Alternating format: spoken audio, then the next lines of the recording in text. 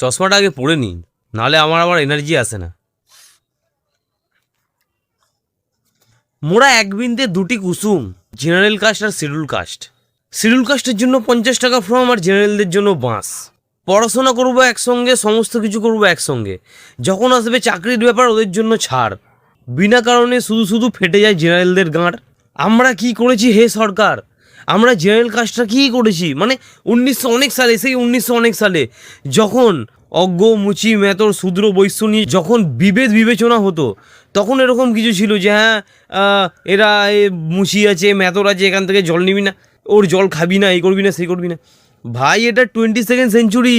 General কাস্টের জন্য আলাদা, শিডিউল কাস্টের জন্য আলাদা। এটা কেন হবে?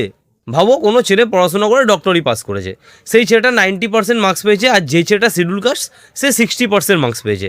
সে 90% মার্কস পাওয়ার পর ডক্টর হলো, আর যে 60% পেয়েছে তার শুধু শিডিউল কাস্ট ছিল বলে সে চান্স পেয়ে গেল। তাহলে ভাবো, যে ছেলেটা 90% মার্কস পেয়েছে তার কীরকম গাঁট ফেটে যাচ্ছে। টিম ককরোচের কাছে আমার একটা বিনীত অনুরোধ, ভাই তোমরা কষ্ট করে শিক্ষামন্ত্রীকে চেঞ্জ করেছো, তোমরা কষ্ট করে এটার জন্য একটা ব্যবস্থা করো। বাস্তব কথা বলছি, বাস্তব কথা বলছি।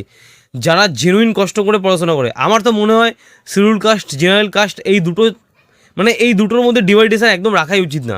যে যোগ্য, যে যে বিষয়ে যোগ্য বা যে যে জিনিসের জন্য যোগ্য, তাকে সেই পজিশন দেওয়া উচিত।